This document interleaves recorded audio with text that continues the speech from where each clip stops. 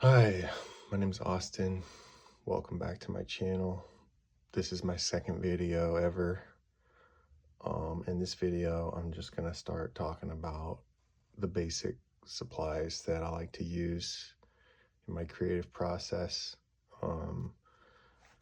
First thing I recommend is a nice sketchbook. This is a Crescent sketchbook with some pretty nice paper, and it's just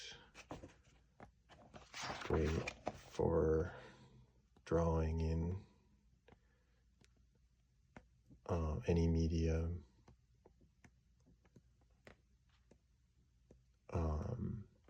But mostly starting just in pencil or pen, but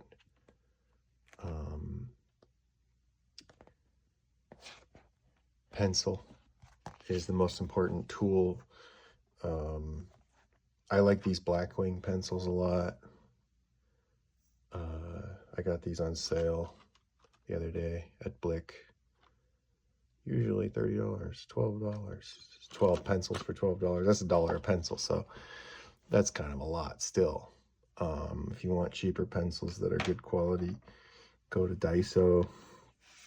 Get these Golden Sword high-class pencil with eraser. Really nice pencil. Any pencil works really, but these are good because they're not laminated. I don't like laminated because they're slippery. I don't like a slippery pencil. I like the wood. It's just not laminated. It's nice. But if you're an environmentalist, maybe use a mechanical pencil so you don't have to, so you can save a tree. And then really important is a nice pencil sharpener. This is the Blackwing dual phase pencil sharpener. This is the similar off-brand, same concept. You just take the pencil. This one's already sharpened, but you can see how sharp it is. If I put it in here, phase one chisels that pencil down like this. It does this ratcheted effect to the tip. Can't really see it, but then you put it in phase two and it chisels that ratcheted tip down. And if that's not working, you might need to replace the blade in here or even just tighten that Phillips head screw right there. But what you get is a really sharp point, and you want it to be really sharp so that you can draw better drawings. Anyway, this channel is mostly going to be painting miniatures and, you know, building Gundam kits and Warhammer kits, but maybe it'll be drawing too. I don't know. We'll see where it goes. I think drawing is just the most important skill for any creative person, unless they're an actor or musician. But even those kinds of people probably would benefit from drawing. Yeah. Anyway, so let's move on from drawing. Talk about some other things. Last video I mentioned Blame. That's my favorite manga, favorite artist of all time, Tsutomu Nihei. Biomega, Blame. This is where my head's at.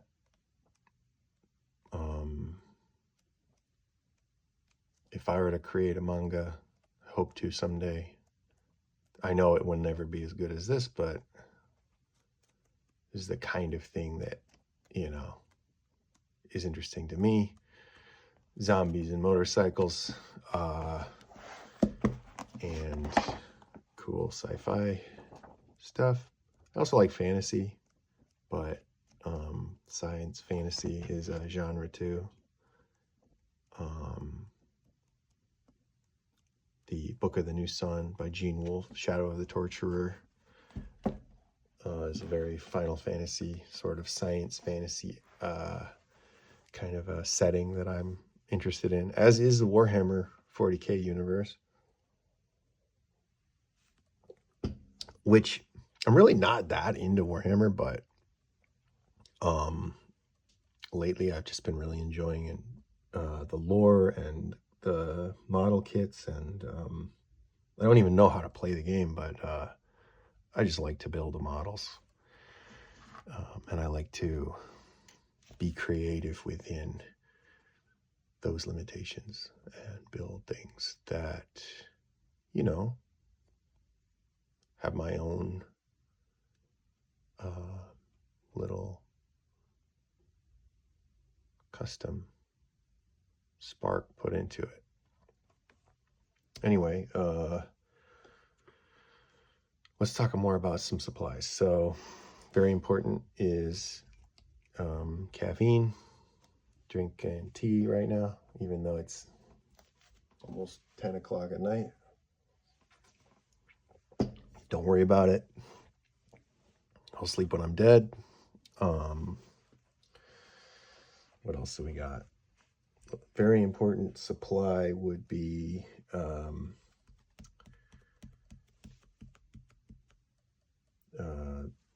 brush cleaner.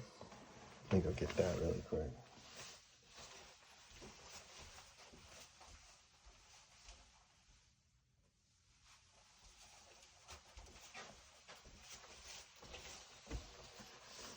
So before you even buy a single brush, get some brush cleaner. This stuff, the Masters brush cleaner, or it comes like this.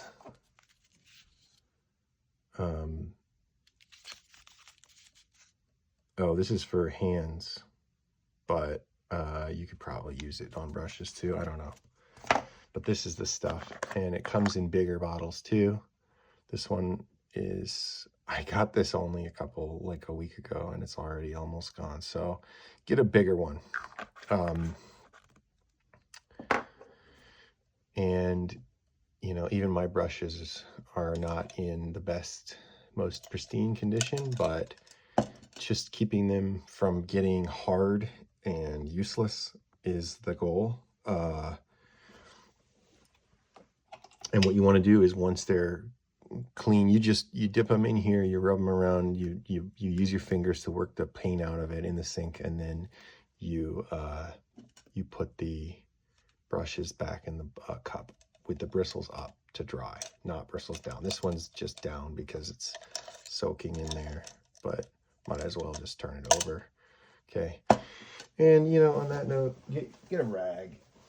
Just have a rag ready so that you can just be clean and not have a disaster when you're just trying to have fun with your hobby, relax, and then you just spill paint everywhere on the carpet or whatever. That could be a nightmare. So just have a rag ready, maybe some paint thinner or something, maybe like some cleanser, maybe some Windex. I don't know. The other thing I really like are these Posca paint markers, where you don't even need a brush, right? It's just paint. It's black paint. I use these for everything. I use these for drawing. I use these for painting nubs, right? Let's say you painted your model and you don't feel like grabbing you primed your model or whatever. You don't feel like grabbing a brush and paint and going through all the hassle. So you just take one of these, you take the cap off, and you just, boop, done. You cover up the nub, it's over. But that reminds me of the most important tool other than that. Actually, probably the most important tool other than some nice hobby clippers, which we'll get to, is just a nice X-Acto knife. Just with a sharp, really sharp X-Acto knife with, sorry, hobby knife. Doesn't have to be X-Acto brand, okay? Any hobby knife with replaceable blades. So you unscrew the blade, you take it out. That one, okay. You wiggle it a little, it comes out, right? Put in a new one, okay? You can sharpen them if you have a knife sharpener. But yeah, just nice sharp blades so that you can cut the nubs off, because that's the worst thing ever is a model kit with a bunch of nubs on it. Okay, think about it like this, all right? You can paint over it, doesn't matter, it can be a dirty build, okay? But it's better to gouge the plastic and leave a dent than it is to have a nub sticking out of that thing, all right? So cut the nubs off, please. Everyone's gonna laugh at you if you don't cut the nubs off. Shave them off nice and tight, nice and clean. Just flick. Don't worry, you're not gonna cut yourself. It's easy. You just cut away from your body whenever possible, all right? Be careful, don't cut yourself. But like, come on, all right? Take some pride in your work, okay? Get rid of the nubs. So that's that. And then, yeah, priorities. Nice hobby knife. Clippers. This is the God Hand resin type. This is the best one. So this is the normal, this is the one that comes with the Citadel paint set and paint and tools set, which most of these little Citadel paint buckets came with that set. And it also came with a mold line remover tool, which is nice, but I don't know, it's tiny and I lost it. So I just use a knife for that too. But this is pretty average. Like, this is not very precise cutting tool, I'd say. This is the regular God Hand. It's a little rusty and the spring isn't, I have to like work it like that. It needs a little oil. But the regular God Hands are good, but they're really small and they're really fragile. And I've had these chip and break on me all the time, okay? And this is not cheap. This is like a $60, $70 cutter. So I highly recommend the resin God Hand. This thing is a beast. This thing, okay, so comparing them, right? Here they are side by side. Oh.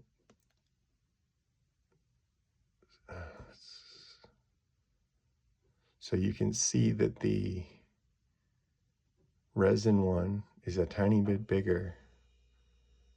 But the main thing is that the teeth, the blades are longer and way more, they're like just as sharp, but just way more durable. And this thing, I've just cut through all kinds of stuff and not a scratch on these guys. I love these. So if you're wondering what the difference is, you can get good ones for 20 bucks, right? Like MadWorks sells a good pair.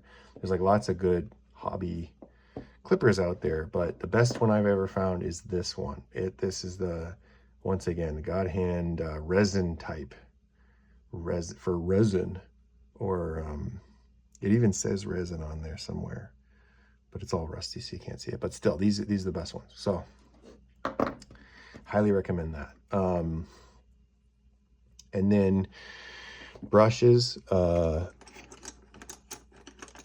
like these Clear Choice brushes, partly because there's no paint on the handle, so nothing to corrode there, but mainly just because they're cheap and they work really well and they come in practical shapes and sizes. So by practical, I mean, I really like the flat, square, and the chisel type angled brushes. I also like, honestly, this one. This is the Citadel starter brush that came with the paint set. But yeah, honestly, it doesn't matter what brush you use. I have a lot of brushes. I just collected them over the years. This is, you got all kinds here, right? And this is only half of them. There's more, but yeah, this is like a nice watercolor brush, thick, Now this one's a little bit furled up in there. I'm not taking the best care of it. Whatever. Doesn't really matter. Okay. This is like a great brush.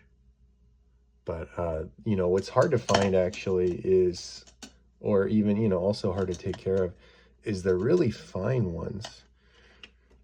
Like even now, it's hard for me to even just reach over and grab like one that's like small for really fine details. This is the smallest one I can find on such short notice. Could have prepared more for the video, right? And look at that, it's not well taken care of. They're fragile, you know, so take good care. Don't be like me. You don't want to be like me. Take better care of your brushes so that you can, you know, when you need one, when you want one, you feel like painting something, you can actually have what you need to do what you want to do.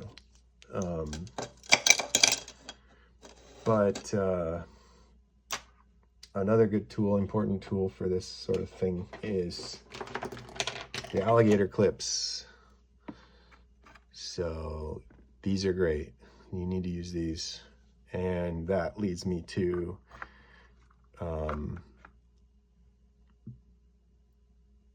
any kind of spray. So I don't like spray cans that much because they're bad for the environment.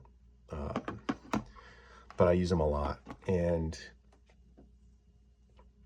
I don't have a good setup for airbrushing. I don't have an airbrush, and obviously you can do way more controlled things with an airbrush. But I actually really, what I like about the spray cans is that you can prime everything really quickly. I like to prime things on the runners. I know that's weird. On the sprue, I prime everything on the sprue. And then the reason I do it is because I like to paint as I'm building the kit, right? So if I prime it lightly, not completely, but like the like first base coat of primer, light primer. And for that, I use the Vallejo hobby paint or the Citadel. Actually, the Citadel is the best. Like the Chaos Black is my favorite.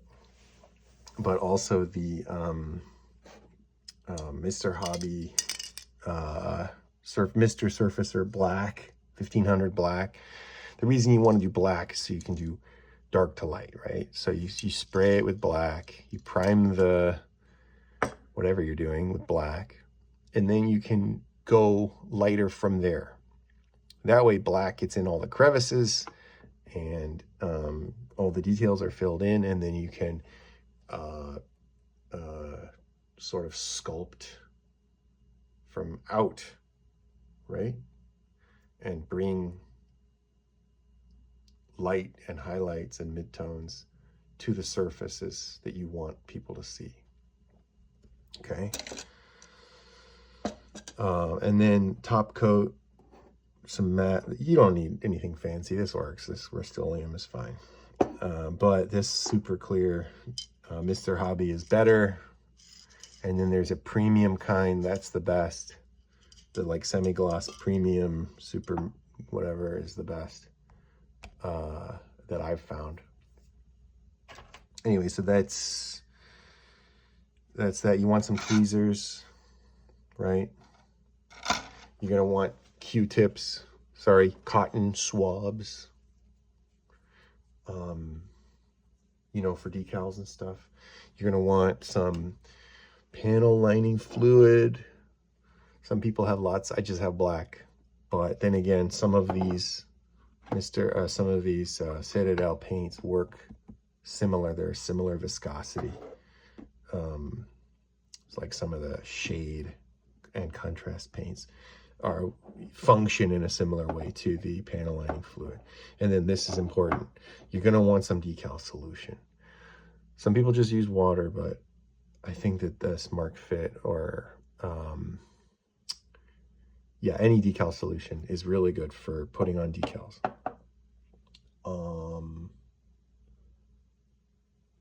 I think that's about it. Did I cover everything? Super glue. You're gonna want some. I like this crazy glue that you can paint on with the brush tip. If I unscrew this, you can see. And having it be unscrewable, and you know, that's really convenient for keeping it from drying out. You just unscrew it, you use it once, you put it back. And then this stuff, if you don't want to get, this stuff's better to work with, the Citadel plastic glue, because it has the needle tip applicator. Whoops, let's put that back on. Well, it's a little caked on there, but this needle tip applicator, I also kind of like how it can sit like this, or it can sit like this, and it doesn't spill. But the needle tip is really nice for just really precise, practical application of glue. And it won't, you know, immediately bond to your fingers and give you problems the way super glue will. It's just for plastic, and it's not as intense and scary as super glue. So yeah, this stuff's actually really great. It's a little expensive, but it's really nice. The Citadel plastic glue, I really like it. And then Silly Putty, actually. I saw a YouTube video, I don't know who it was, but they were like, Silly Putty is really good for masking. I haven't even tried it yet, but, you know, get some Silly Putty, try it, you know. Put it on the goblin's butt. And then you can paint everything else, right? There we go. It masked his trousers. So that's cool. Let's see what else. It must be.